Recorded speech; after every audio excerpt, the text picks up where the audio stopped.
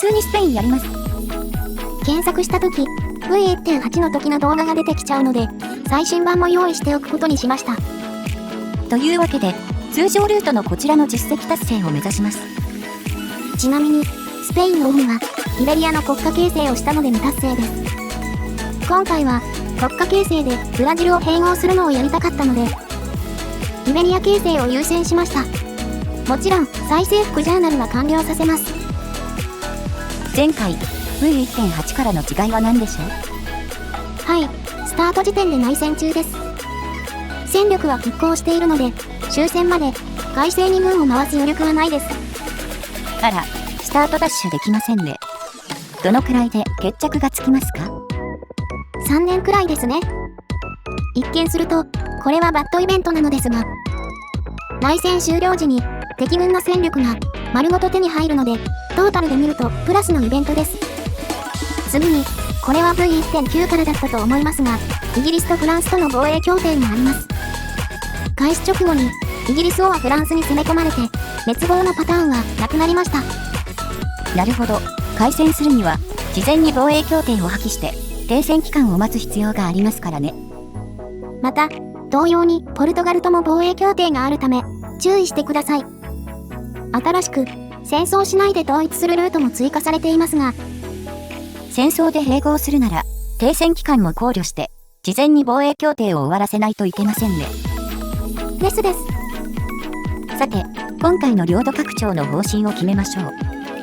はい、アメリカ大陸の再征服を優先して、他は必要最小限でいきます。そうですね。必要な領土が多いから、目的外を征服する余裕はないでしょうね。はい。ただ、フィリピン周辺は整理が必要なので、序盤でそこだけやります。あとは、再征服ジャーナルですが。はい、メキシコを取る順番で戦略が変わりますね。メキシコを序盤に取った場合、確定でアメリカと戦争になります。西海岸にアメリカの請求権がつきますからね。その場合でも、イギリスとの防衛協定が生きていれば、撃退は可能だと思います。メキシコを最後に取る場合は？アメリカに領土を削られた後のメキシコを倒します。それで、今回はどちらで行きますか？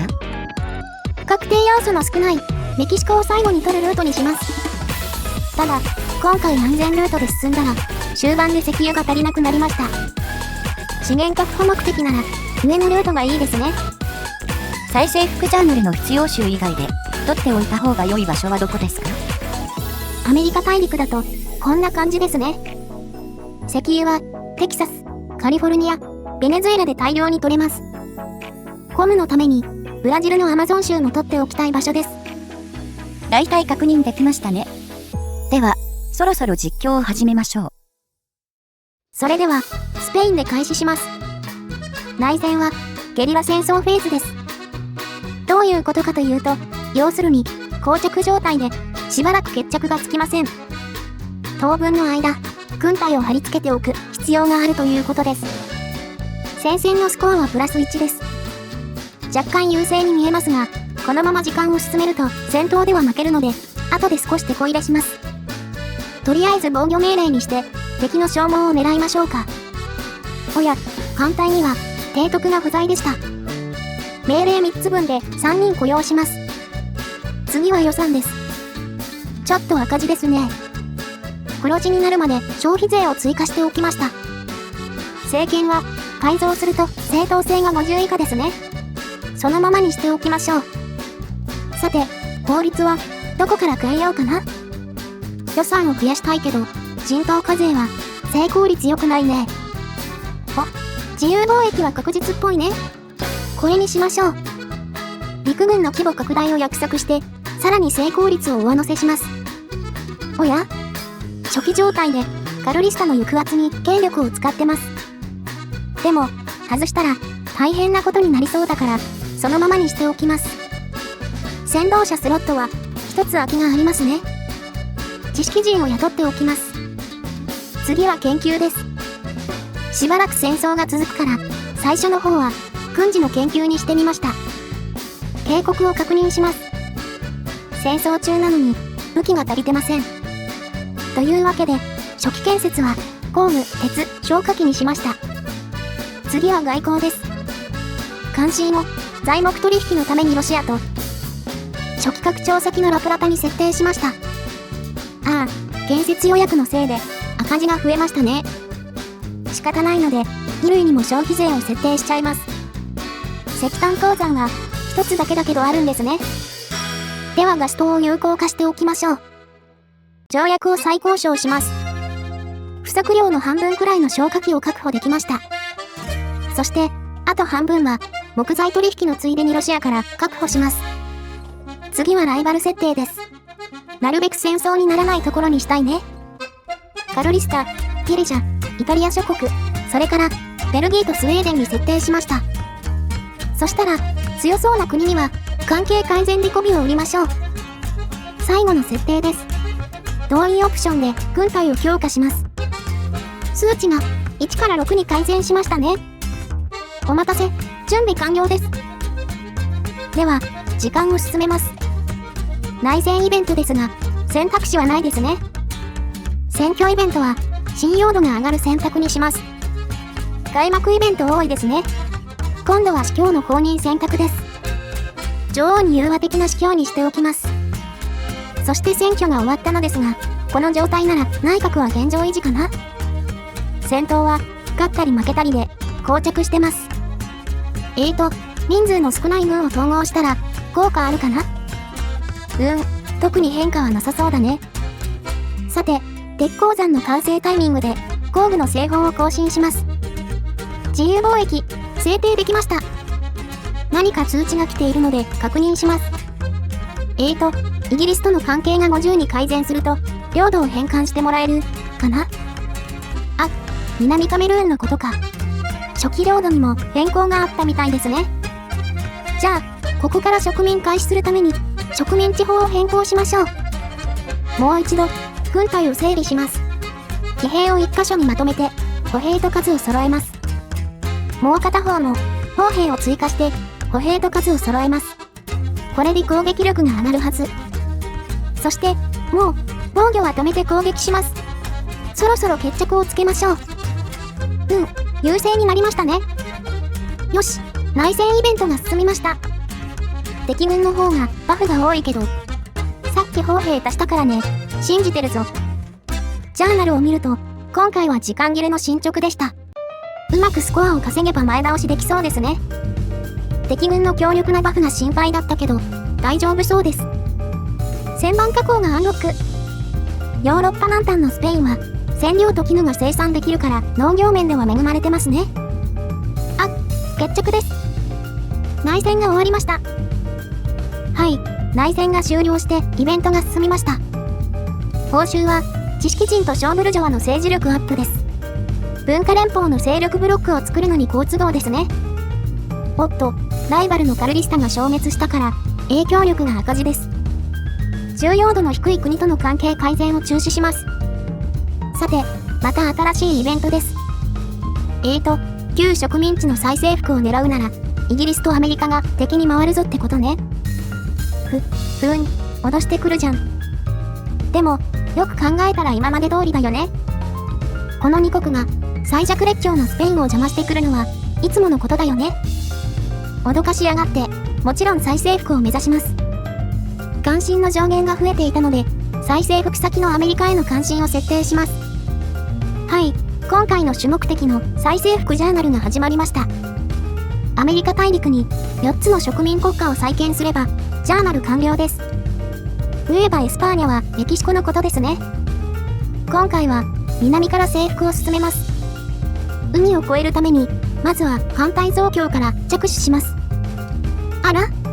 また新イベントです。改革派と保守派の対立イベント、かな？緊張度が高いと社会不安が高まる感じですね。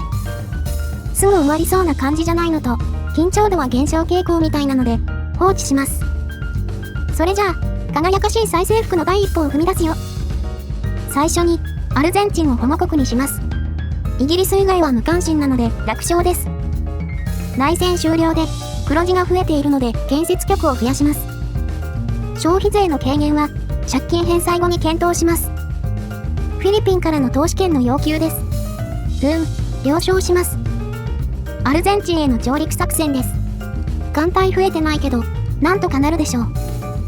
そして、植民地法、改正できました。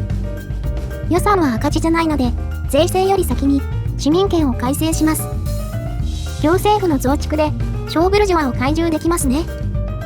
そして、軍部を軍拡で懐柔して、反対派閥はゼロです。上陸できるか不安でしたが、大丈夫そうですね。あ、補給が足りてませんね。港のアップグレードで輸送船を増やします。選挙です。知識人と小ブルジョワを政権に入れられますね。上陸成功です。そして勝利。続けてペルー行きます。他国が関心を持つ前に片付けましょう。